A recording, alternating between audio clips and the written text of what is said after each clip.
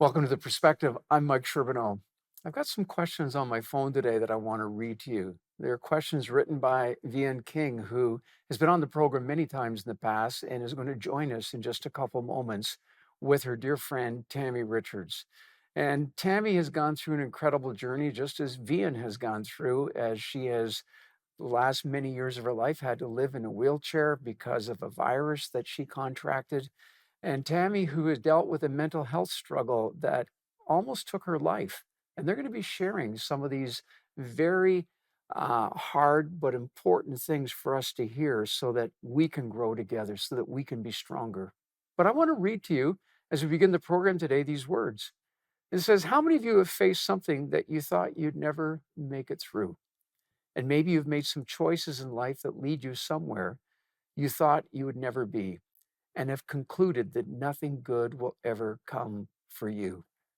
Or maybe there's a void in your life, a longing for more, but no idea of where to find it. And what dreams have you set aside because of all of that? Is it possible to pick them up today and start new? I want to welcome Vian back again, and Tammy. Ladies, thank you for coming on the program.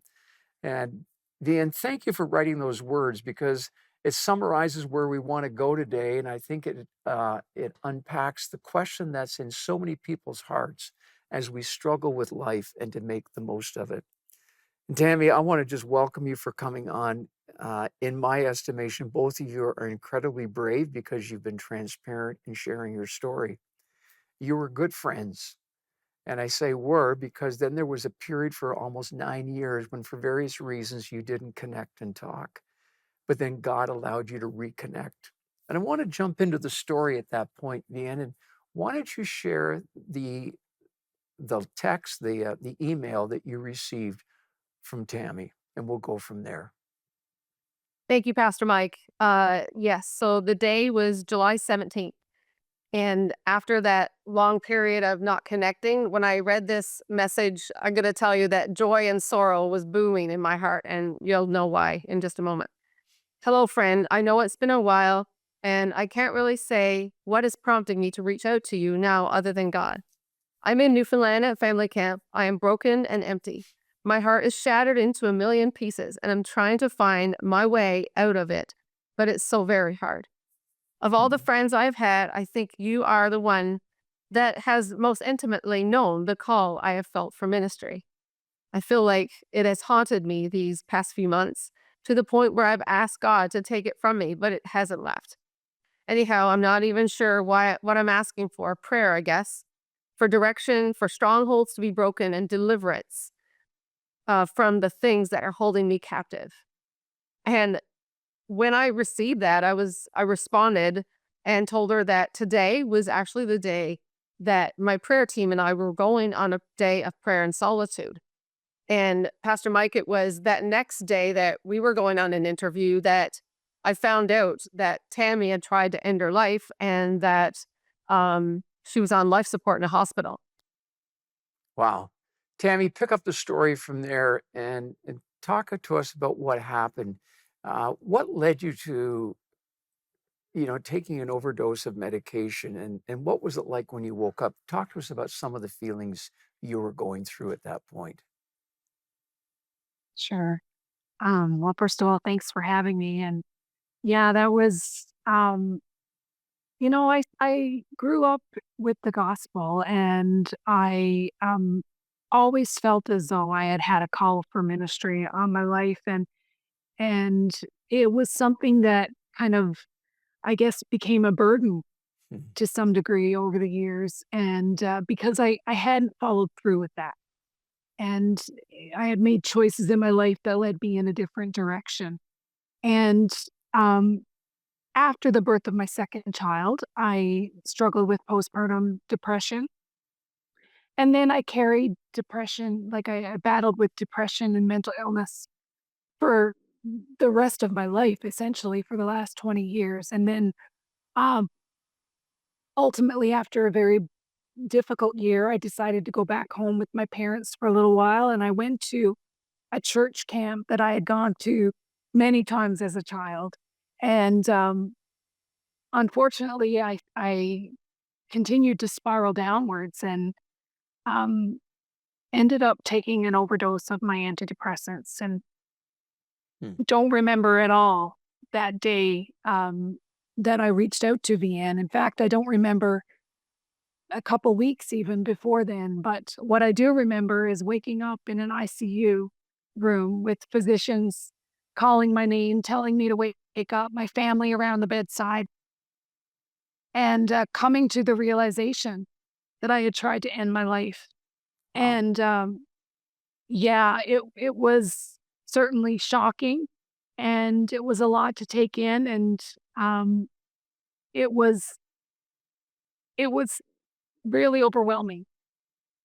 Let's just And pick up on that word for a second, overwhelming. Both of you have dealt with overwhelming experiences in your life. And maybe, Vian, just take a minute or so and talk to us about how you have learned to cope with overwhelming. And then I'm going to come back to you, Tammy, and we're going to jump ahead in your story a bit. We'll go back and forth today, but just to hear about how you're learning to deal with the overwhelming stuff of life, because many people can identify today with what you're describing. So, Vian, how do you deal with overwhelming? I think being honest with yourself is very key where you are. And a lot of times when we're facing pain, we tend to push people away, right? Leaders, people, no matter where you are in life, I think that when we face overwhelm, we're like, oh, I don't want to be a burden to that person, or and even in leadership, especially, we think that we need to have it together all the time. And so, how I deal with overwhelm, I've learned the hard way. You write books, not because you know it all, but because you've got it wrong so many times, right? And you just want to tell people that it's okay not to be okay. And being overwhelmed, I think I've learned to just do the next right thing, Hmm. and just do small things and understand that you need to love yourself where you're at. And so if you feel overwhelmed, whether it's emotionally, spiritually, or there's things going on in your life, you need to be able to, face reality of your situation and say, what can I do? What's the next right thing in my life? And sometimes that might be just loving yourself in your new normal, or, there's a lot of different ways I could answer that. But, just loving yourself where you are, and doing the next right thing is sometimes the easiest thing to do when you're overwhelmed. Ah, thank you. That was helpful to hear. Tammy, I wonder if you could take us in a slightly different direction. The sense of being overwhelmed. Um, what were you feeling prior to the time when you took the overdose? And how have you learned since then to deal with being overwhelmed? What does it feel like? um, well, I think in my situation, because I had dealt with depression for years, I recognized that I was in a very dark place. Hmm. Um, and so I was putting measures into place to help me. Went back with my parents for a period of time. I did have an absence from work. I was recovering from surgery actually at the time. And so I went back to the ocean because the ocean is what brings me peace quite often. Um, and I did have to give myself some grace, but unfortunately for me, it also meant um, seeing my physician on a regular basis, but I kept spiraling downwards, and I spent a lot of time staring at the ocean, spent a lot of time reaching out to God. I spent a lot of time in prayer and scripture, and I can't say what brought me to the point where I couldn't deal with the overwhelm anymore because Right. I don't remember, but I know that after waking up, um, when I couldn't deal with the overwhelm anymore, the Lord took over and He saved me from what I couldn't handle anymore. Hmm.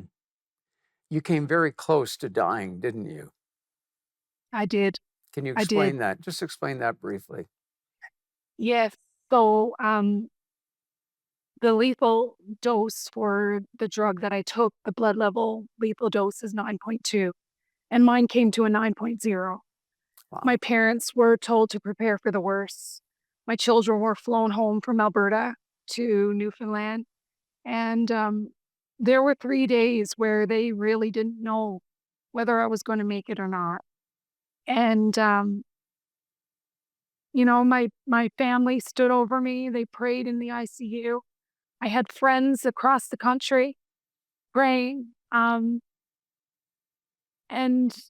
I always say that I'm here today because of the people that stormed heaven Wow. on my behalf.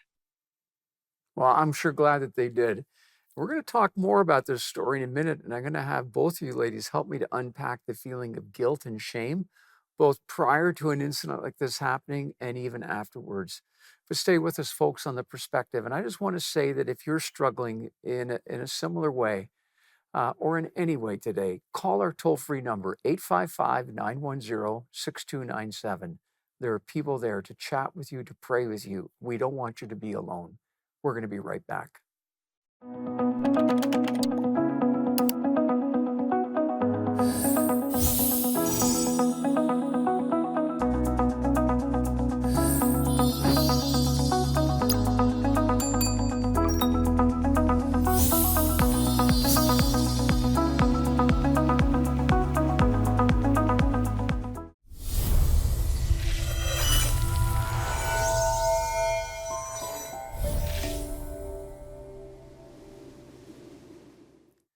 Hey, welcome back to The Perspective. I'm here with Vian King and Tammy Richards, and both have gone through incredible ordeals in their life.